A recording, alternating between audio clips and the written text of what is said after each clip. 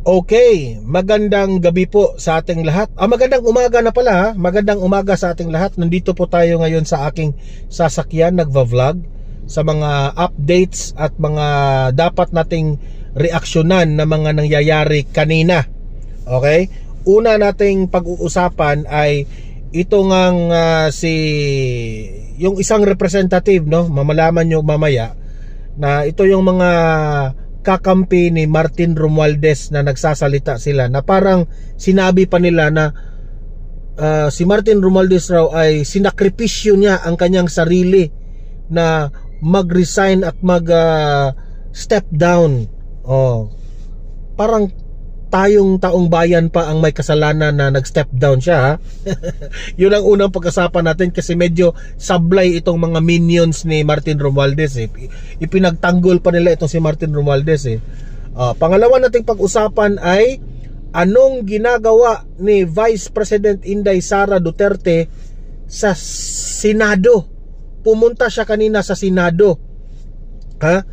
Kasi may sinabi naman siya kahapon na may pupuntahan siyang senador sa Senado at yan ay walang iba kundi si Senator Marcoleta. Ano ang pinag-usapan nila? Yan malalaman ninyo yan mamaya kung ano yung pinag-usapan, okay? At last na ating pag-uusapan ay tungkol po dito sa Duterte Youth Party List na itong leader na si Cardema. Nag-react na po siya dito sa pagpalit ng liderato ng Kamara, no, na itong si Martin Romualdez. At ang sabi niya, no, kahit palitan pa yung House of Representatives na speaker diyan, no, hindi pa rin hanggat hindi mapatalsik yang si Bongbong Marcos ay nandyan pa rin ang problema ng Pilipinas. Okay? So much with that sa statement ni Cardema. Ipapakita ko yan mamaya ha? Pero bago ang lahat, help me po muna na i-like at saka i-share itong video na ito para guys kakalat ito sa taong bayan. Marami po ang makaalam sa mga nangyayari ngayon sa ating lipunan. Okay? At okay, sabay-sabay muna tayong mag-like and share. 1, 2, 3, go. Thank you very much. And sa mga, if this is your first time na nanood dito sa ating channel, sa Don Mar TV, i-consider na i-subscribe itong channel na ito kasi libre lang po ang mag-subscribe. Walang bayad yan. Updated ka pa sa ating mga balita. Kaya mahalaga po na mag-subscribe tayong lahat sa Don Mar TV. 1, 2, 3, go. Okay, sa mga first time nanood dito ha, nakasubscribe na ba lahat? Okay, unahin muna natin itong first topic natin. Ito na nga yung una nating pag-uusapan, itong patungkol po dito sa pag-step down o pag-resign ni Congressman Martin Romualdez sa pagiging House Speaker niya. So syempre, ang dami pong mga opinion, no, ng mga kapwa kongresista dyan. Ako po'y nasasablayan dito kasi po parang si Martin Romualdez pa, parang may utang na loob pa tayo kay Martin Romualdez na siya po ay nag-resign o nag-step down. Parang tayo pang mga taong bayan ang may kasalanan na nag-step down siya, 'di ba? Na alam naman natin na ang taong bayan ay sobrang galit na sa kanya kasi nga hindi po natin unang-una ha, ako in my side, I cannot speak for the other taong bayan ha, kung ano ang galit nila kay Martin Romualdez, but in my own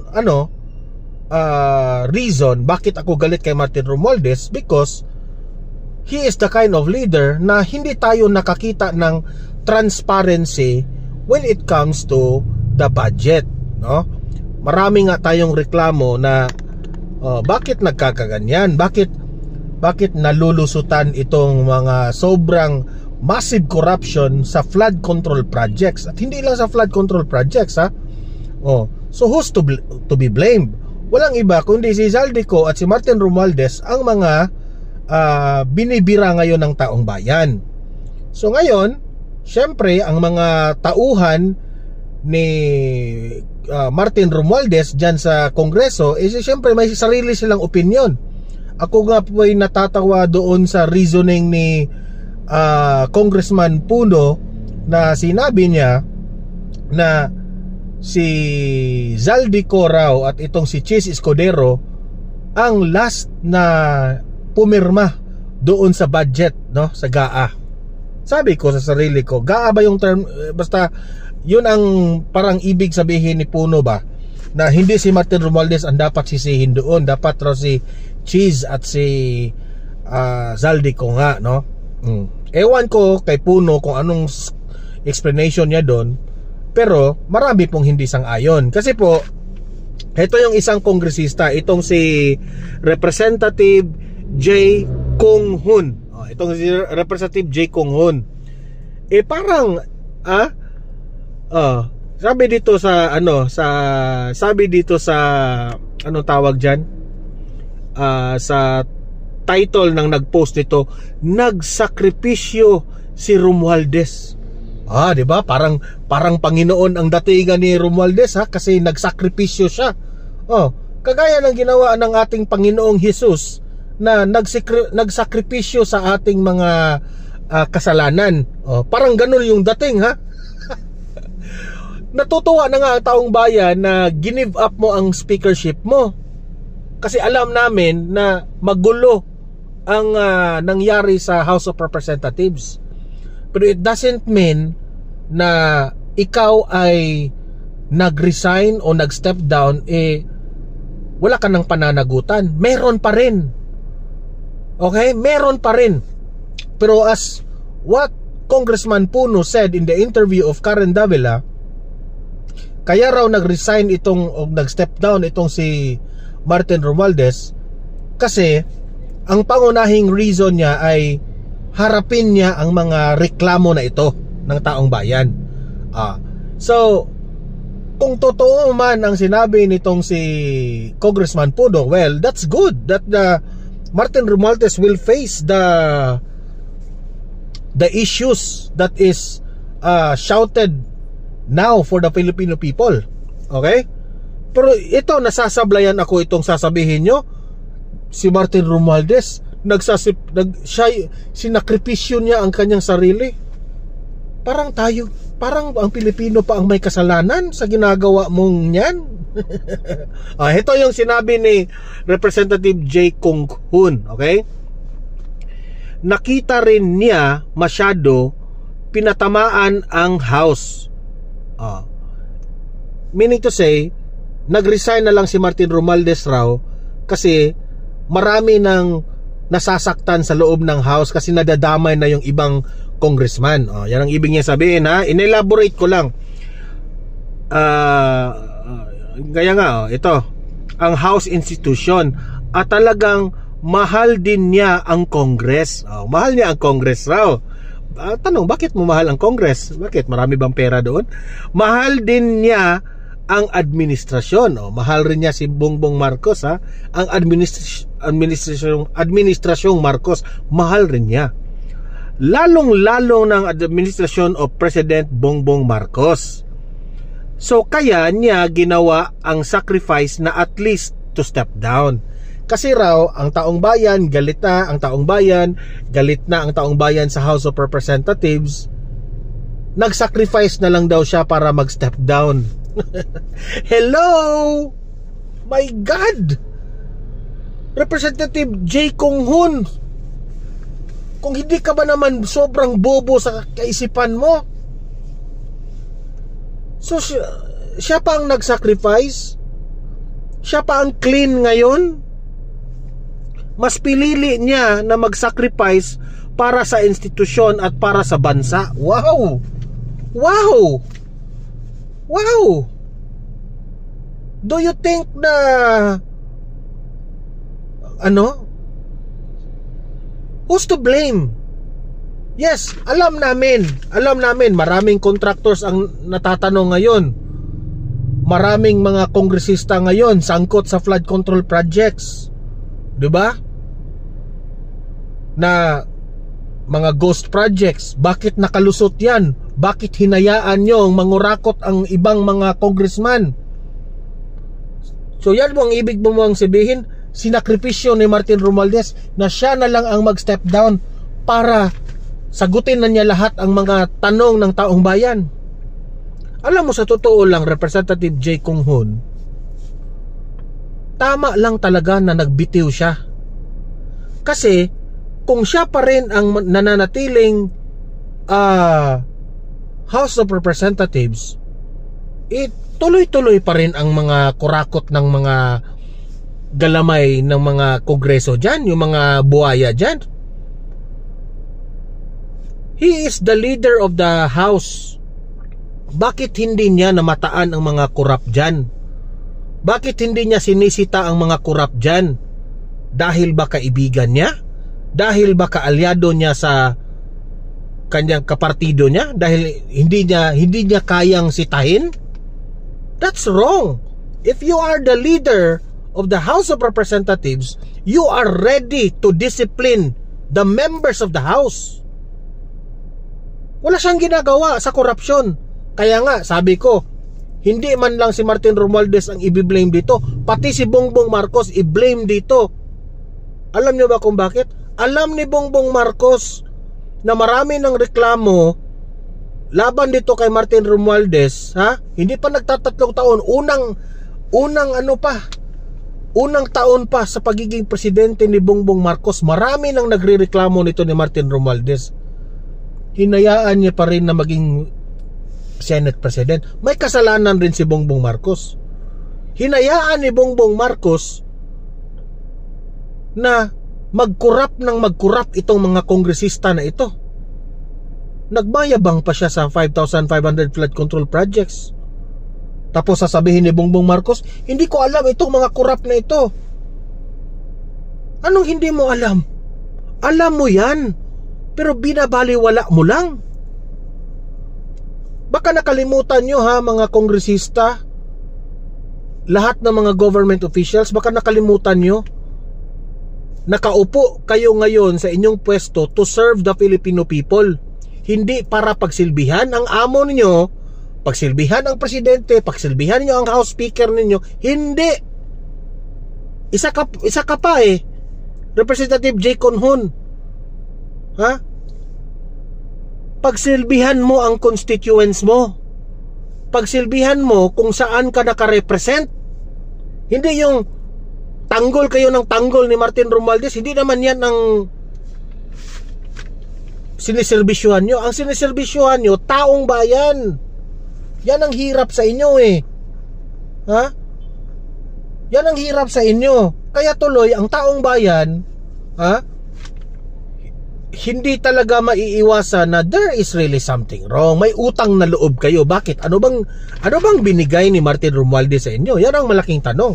Nagtatanong ang taong bayan, bakit tanggol kayo ng tanggol ni Romualdez? Anong na kay Romualdez? Now you are serving for the Filipino people. Alam mo, ang taong bayan ngayon lumalabas na sa kalye.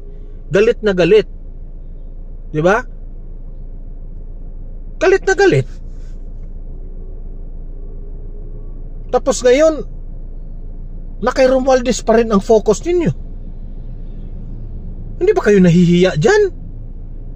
Diba? Nasaan na ba ang tungkulin ninyo? Nasaan na ba inyong sworn statement ninyo na bago kayo naging representative? Diba? Nag-sworn kayo na you will serve the Filipino people. You will be there sa Congress to represent the people. Anong ginawa ni Luistro? Dahil kay Speaker may akap, dahil kay Speaker, nakakahiya naman kayo. Si Speaker Martin Romualdez is there to serve the Filipino people. Hindi si Martin Romualdez ang pasasalamatan natin. Ang dapat pasalamatan natin ang pera ng taong bayan. Kasi itong pera ng taong bayan, itong tax na ito, ay galing po ito sa taong bayan na ito rin ang tutulong sa bansa na ito. Di ba? Speaker. Anong speaker? Pera ba niya yan? Hindi niya pera ni Speaker Romualdez. Tapos sasabihin nyo ngayon, nagsikripisyo si Martin Romualdez. Utot niya. Ang yaman-yaman na niya. Anong isasakripisyo niya? Diba? Walang dapat isasabing isakripisyo niya. Dapat lang talaga, kung siya man ay nag-resign o nag-step down, deserve niyang gawin yan. Kasi hindi siya maging mabuting speaker. Yun ang tama. Diba? Oh. So, he has to face the consequences for being irresponsible House Speaker, negligence of the corruption. He has to face that. Oh. At patunayan niya ngayon, patunayan niya ngayon na siya po ay malinis. Patunayan niya ngayon na wala siyang kinulimbat na pera. Di ba? Hindi man siya nag-aakusa. Hindi man tayo nag-aakusa. We will give a fair chance Martin Romualdez to explain sa kanyang side. Okay? Punta tayo. Kanina raw, itong si Vice President Inday Sara Duterte ay pumunta doon sa Senado. Okay? At ayan nga, sinamahan siya ni I think sinalubong siya ni Bato de la Rosa, Senator Bongo, at itong si Senator Amy Marcos. Pero dati na yang sinabi ni VP Sara na may pupuntahan siya dyan sa Senado. May isang senador may isang senador na pupuntahan siya. Yun na nalaman natin kanina, pumutok yung balita, pumunta pala siya sa opisina ni Senator Dante Marcoleta. So marami ngayon ang speculation, anong ginawa ni VP Sara doon sa opisina ni Senator Marcoleta? Ano yung pinag-usapan nila? Di ba? Yun ang nakapagtataka, yun ang dapat nating i-analyze ngayon. For the meantime, ipapakita ko muna sa inyo itong video na ito. Ito na yung pag-exit ni VP Sara. Ito na yung video na sinamahan siya ni Senator Amy, Senator Bongo, Senator Bato, na pa-exit na siya sa Senado. Ito yung video, i-play natin. Play.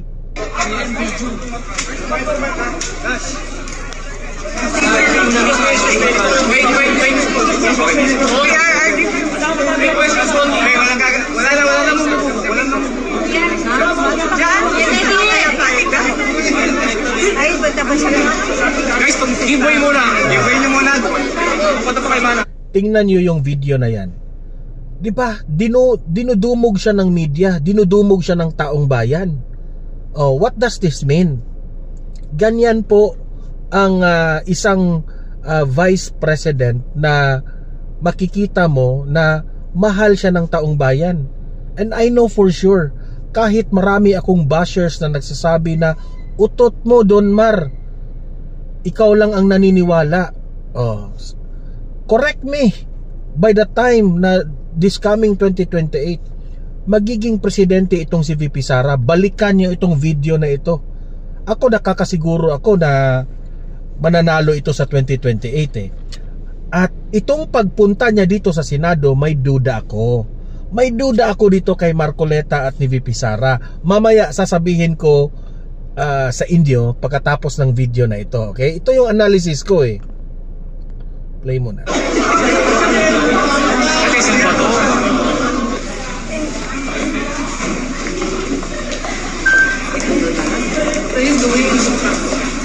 May ganun siya, si Takuro. Ang Takuro,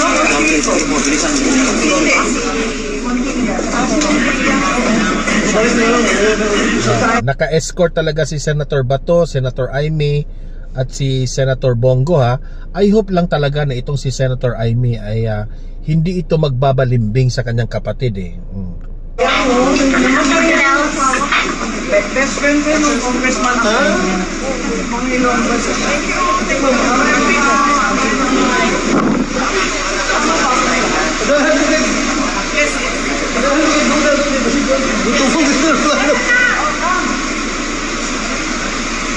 Yan, papasok yan si Aimee. Ready ka.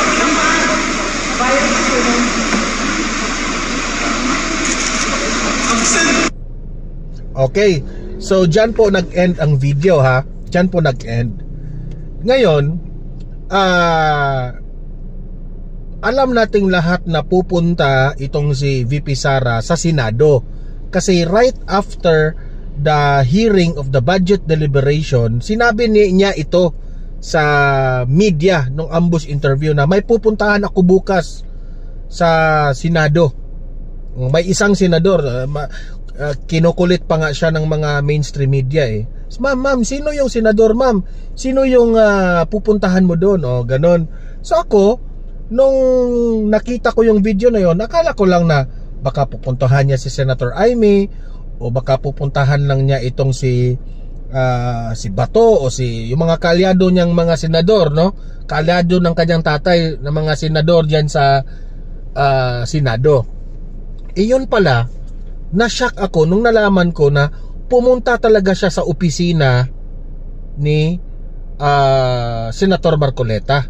At talagang may picture silang dalawa ha.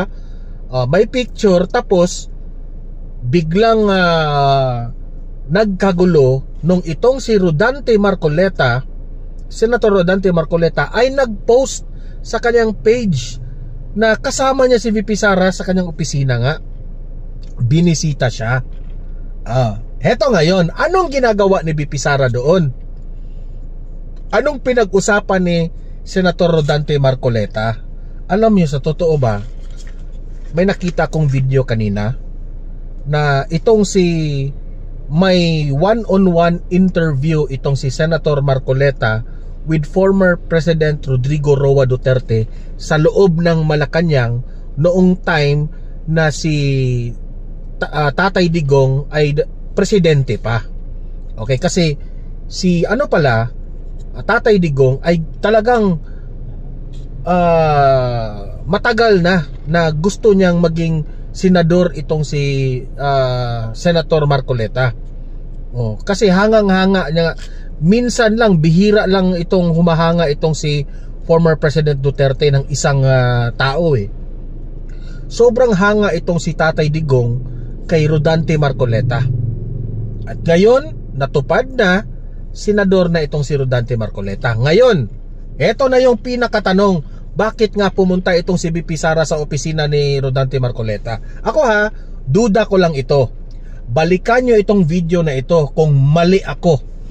Okay? O kung tama ako, eto lang yung aking analysis. Parang pumunta doon si VP Sara to convince Senator Rodante Marcoleta to convince by 2028 tandem itong dalawa. Si VP Sara will run for president and Senator Marcoleta will run as vice president of the Philippines. Yun ang pinakaunang analysis ko na pwedeng mangyari. Okay? Pangalawang senaryo pwedeng si VP Sara sasabihin niya kay Senator Rodante Marcoleta na Sir, in case if ma-impeach ako, kasi meron pang mga usap-usapan na ang Kamara planong mag-file ulit ng impeachment laban dito kay VP Sara, no, sa 2026. Ngayon na si Senator Soto na ang Senate President, posibleng matuloy itong impeachment trial. Now, kung ma-impeach siya, duda ko rito, sinabihan siguro ni VP Sara, Sir, if ma-impeach ako, baka sa 2028 ikaw ang tumakbo sa pagka-presidente, si Marcoleta, at susuporta lang si VP Sara sa kanya. Diba? Ang tanong kung sino ang maging vice president ni Marcoleta sa 2028, yan ang hindi pa natin alam. Okay? Yun ang duda ko. pwede akong magkamali dito, pwede akong tama. Ako guys, sa totoo lang, excited ako eh. I am very excited sa 2028. Kung si VP Sara man ang mapresidente o si Marcoleta man ang tatakbong presidente, wala akong problema. Kasi si Marcoleta kasi one of the reason why gusto ko itong senador na ito, kasi pareha kami ni former President Duterte. Nagustuhan natin si Marcoleta because he is very honest. Aside from being honest, he is very intellectual. Very intellect to the point na pasasabi mo talaga sobrang talino niya sa batas. Hindi mo talaga siya what do you call that one? Hindi mo siya talagang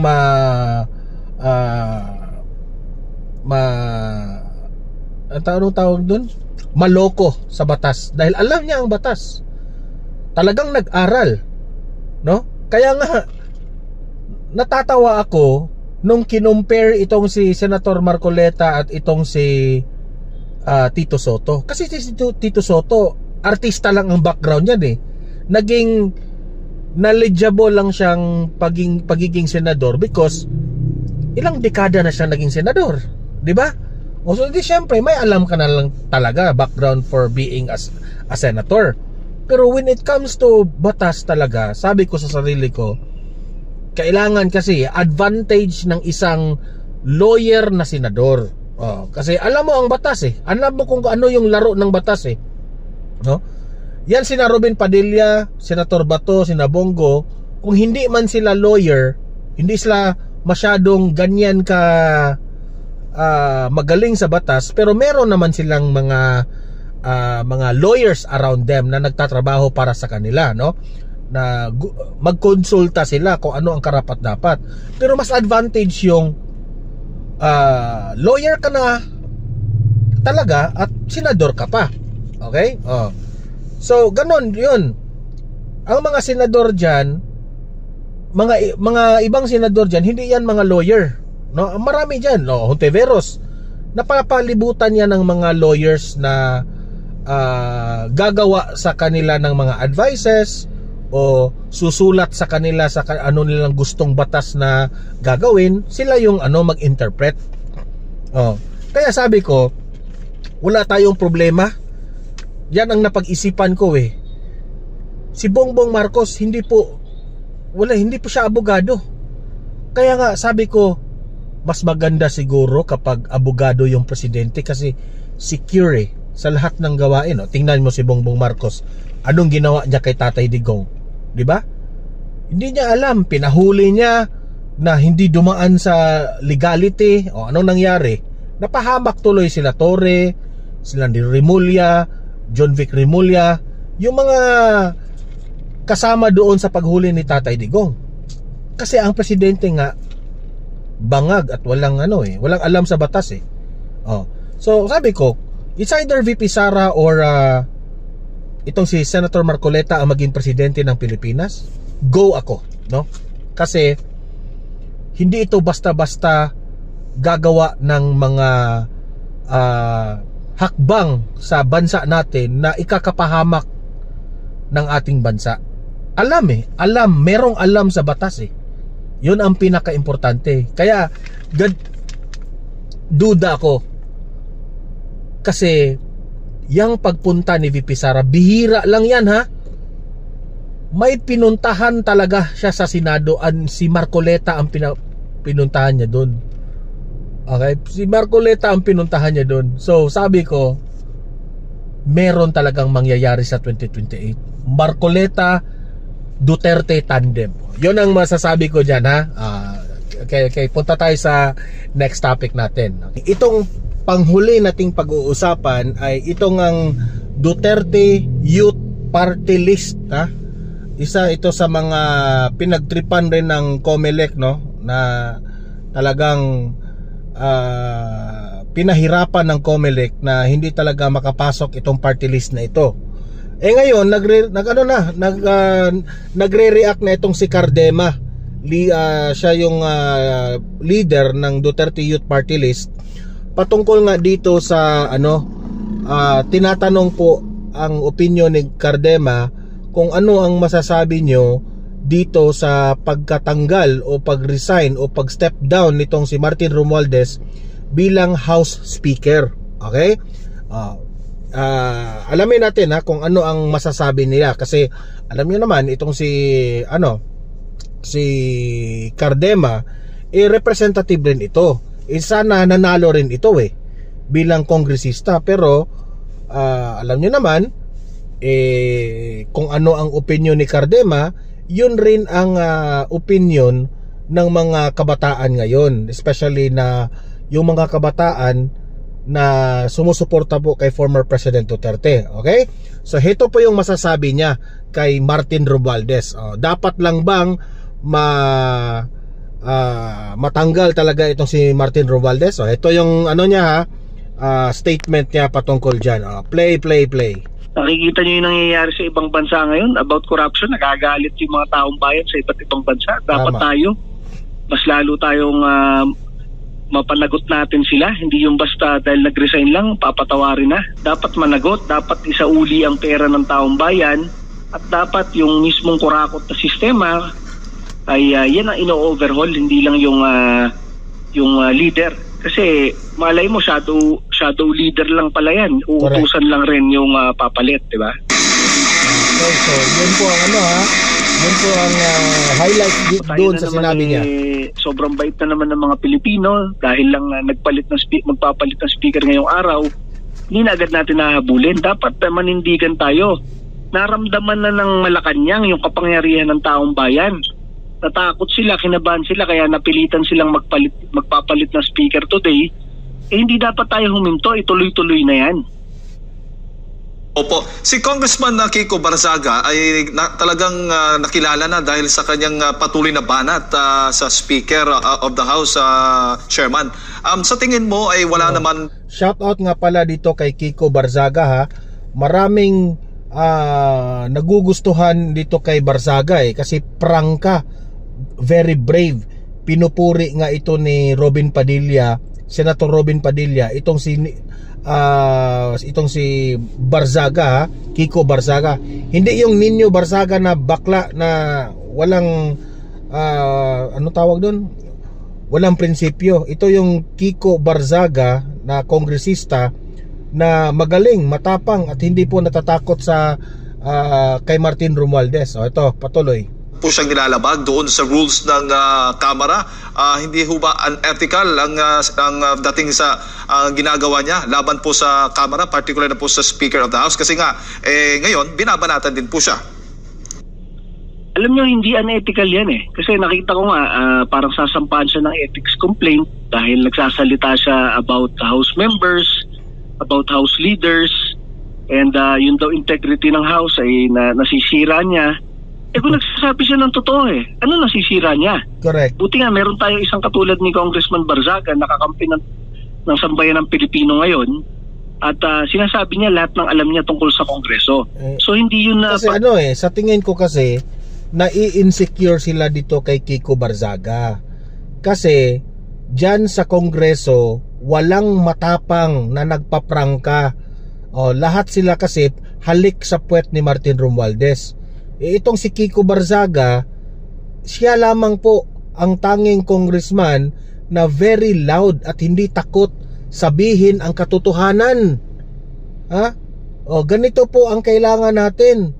Kaya nga pinupuri siya kasi he belongs to the Gen Z. So, sabi nga ni Robin Padilla, ganyan na siguro ang mga ugali ng Gen Z. Na, kumbaga, kung dapat nating i-appreciate ang Gen Z na nakialam ngayon sa nangyari ngayon sa bansang ito, dapat nating suportahan itong mga batang to. 'Di ba? Kasi most of sa mga kabataan ngayon is not into politics pa masyado, no? Naririnig nila but they are not that so interested when it comes to politics. Kaya nga maganda ito kasi si Kiko Barzaga ay siya yung magpagising ng mga kabataan natin ngayon na dapat na tayong makialam sa nangyayari ngayon sa gobyerno. Kasi tayo rin mga kabataan, ha? O sasabihin yan, mga kabataan, kayo rin ang pag-asa ng bayan. Ha? By the time na kayo na ang manilbihan sa bansa natin, ay okay na, no? Maitutuwid natin ang mga mali. Kasi at the end of the day, yung mga future generation po ang sasarap ang kanilang buhay kapag tayo ngayon ang magsasakripisyo na we are brave enough to fight for this mga bad politicians. Okay? Dapat lalaban tayo dito sa mga siraulong mga politicians, kasi kung hindi tayo gagalaw, anong mangyayari sa future ng future generations? 'Di ba? Kaya nga let us support na mga kagaya nitong si Kiko Barzaga, para naman sa ganun ay she will be a good example sa mga kabataan na susunod sa kanya, no? Na marunong mag-express. Okay? Look at what happened to Nepal. 'Di ba? Mga Gen Z, mga kabataan yung nangunguna na para maituwid ang mga anomalies sa kanilang bansa. Ito, patuloy. Yurak sa integrity ng House of Representatives, ito ay pagtaguyod sa House of Representatives bilang kamara na talagang kumakatawan sa taong bayan. At sa kanyang mga ginagawa, kinakatawan talaga niya lahat ng adikain ngayon ng sambayan ng Pilipino. Opo. Chairman, sa tingin mo, para po ba sa inyo, kung sino man ang susunod na speaker, sino po ba yung napipili po ninyo? Sino ba yung gustong-gusto po ninyo na sana? Yung congressman na yan, ang magiging speaker of the House, kung sakali mang mapapalitan na nga si Speaker Martin Romualdez. Itong video na ito na nire-react natin ay parang tinatanong na nagugustuhan ba natin yung bagong House Speaker. Sa itong time na ito ay parang ano pa ito hindi pa na sa pagkakaalam ko, itong pag-interview nila kay Cardema, anong tawag yun?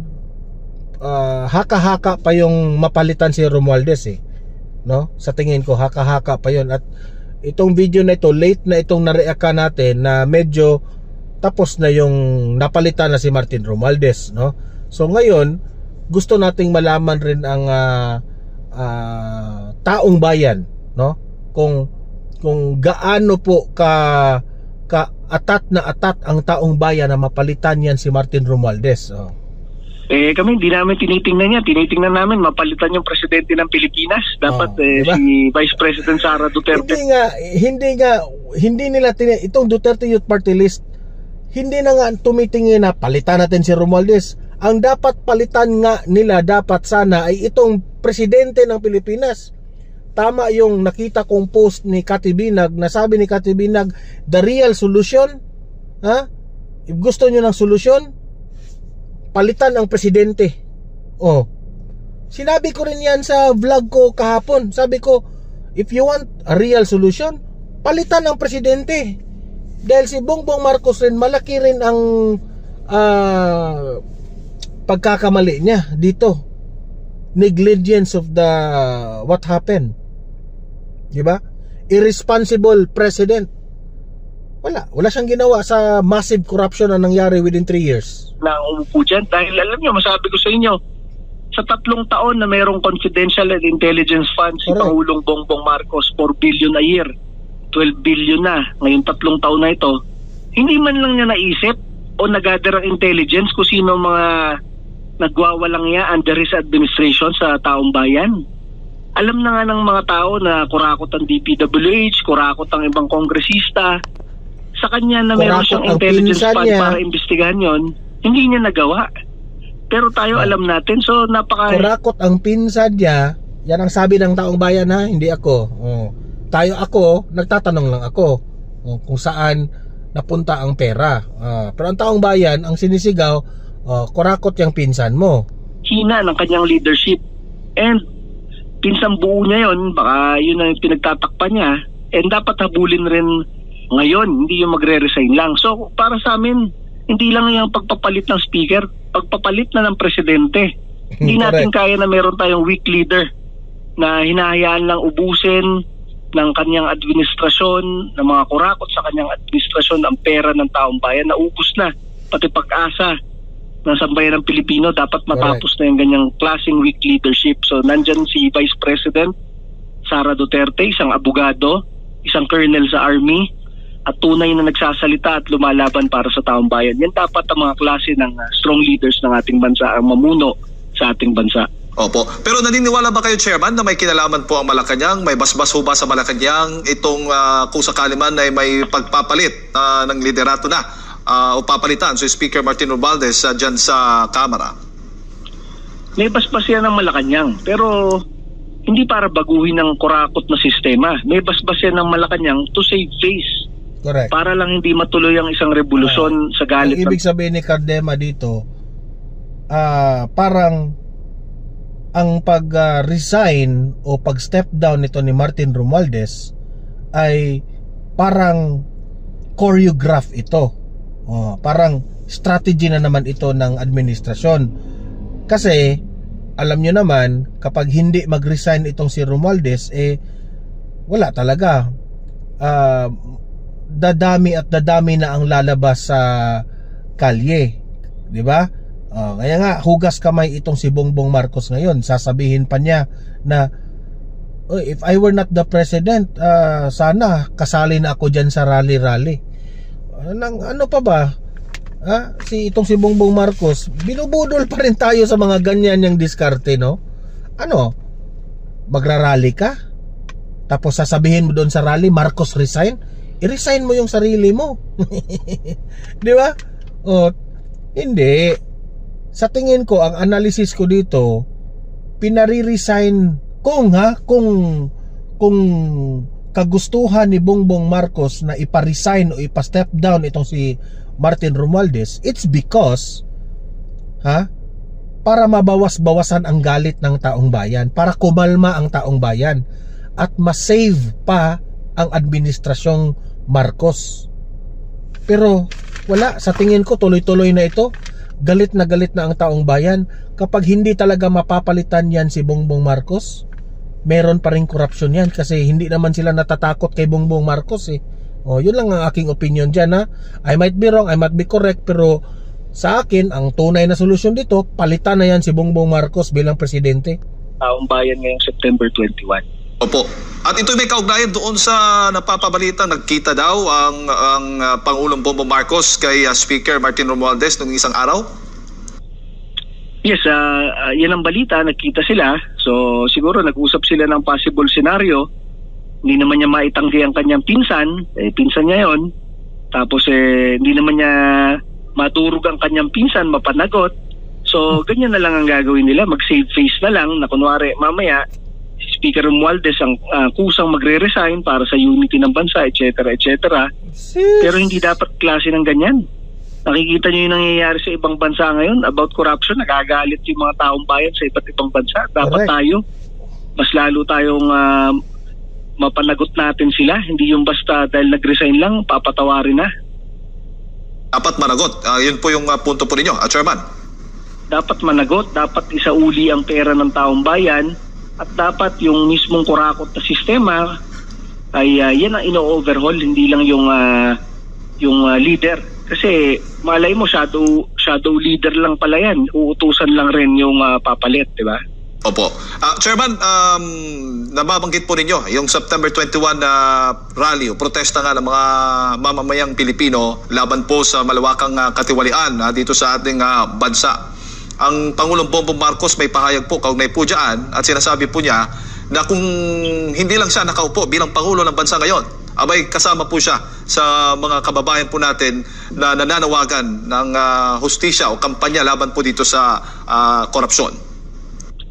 Ang sagot lang dapat ng Pilipino dyan, kung hindi siya nakaupo, walang ganitong klaseng malaking rally. So wala rin siyang pupuntahang rally. Yan ang paulit-ulit niya sinasabi, kung hindi siya presidente, sasama rin siya sa rally. Kung hindi siya presidente, wala tayong ikakagalit ngayon na weak leadership, na puro korupsyon, under his administration. Po. Yung itinatag po niyang Independent Commission for Infrastructure, Chairman, ay bilang tugon po ito doon nga sa malawakan o malalang katiwalian o maanumalyang flood control projects. Ano naman po ang masasabi po ninyo sa aksyon na yan? Hakbang na yan ng Pangulong Bongbong Marcos Jr. Alam niyo, parang redundant na yan eh. Parang bureaucratic red tape na naman yung dinadagdag na yan eh. Tama. Ang dami-dami yung perang pang-imbestiga. Meron siyang intel funds. Ang dami-daming ahensya na nagkaka-imbestigahan, di ba? Merong COA na dapat nag-iimbestiga sa proyekto and everything. Bakit kailangan pa magtayo na naman ng isa na namang grupo na mag-iimbestiga, di ba? Kung ganyan na pala yung klase ng gobyerno natin, dapat magkaroon na lang ng revolutionary government para matigil na kung lahat naman pala. I have to defend that one. Kasi kung COA ang mag-investigate o DPWH ang mag-investigate, kaduda-duda pa rin eh. Kasi may mga kasabwat dyan eh. Tingnan lang natin. Kung si Cardema ay hindi po sang-ayon sa ICI, yung kanilang ginagawa ni Magalong ngayon, wala akong magagawa dyan. I cannot speak for Cardema. Pero ako naman, bigyan muna natin ng chance itong sina Magalong na mag-investigate. Kasi nag-promise si Magalong just watch us, sabi niya. Okay? So tingnan lang natin itong ginagawa ni Bongbong Marcos na independent body. Kung talagang mapapanagot ba niya na maimbitahan itong si Martin Romualdez at si Zaldico sa mga sinasabi ng taong bayan na mastermind dito sa korupsyon na ito. Tingnan lang natin, kasi kung hindi yan mapapatawag, useless pa rin yan, di ba? Patuloy. Mga ahensya ng gobyerno, parte na ng parang sindikato, di ba? Po. Chairman, bago ko lang ipasa kay partner Admar, ano ho ba magiging scenario pagdating po sa September 21? Hindi naman po ito siguro tulad po ng nangyari doon sa Indonesia at Nepal. Tama ho ba? Yes, maraming mga grupo ng mga Pilipino na nananawagan na magsama-sama ng rally sa September 21. Nandyan yung, alam nyo, ma-realize nyo na galit na yung mga Pilipino. Kahit yung ibang mong kalaban, magra-rally rin sa September 21. Iba't ibang parte ng tinatawag natin mga Dilawan, mga LP and everything. Sila rin magra-rally, tayo rin magra-rally. Ibig sabihin, na-unite yung ibang mga Pilipino laban dito kina Marcos Romualdez, at yan na nga ang nag-udyok kung bakit kailangan mag-resign ngayon ni Romualdez para hindi sobrang epekto nitong September 21 na ito. Okay, so yung opinion ko dito alam nyo, sa totoo lang, no, kahit anong gagawin ng gobyernong ito, kahit ang House of Representatives nagpalit na ng Senate House Speaker, ang Senado naman nagpalit na naman ng Senate President, pati itong executive branch gumawa ng independent body para imbestigahan itong mga korupsyon. Ito lang yung masasabi ko. Kahit anong gagawing changes dito sa gobyernong ito, kung hindi mapapalitan itong si Bongbong Marcos, wala pa rin.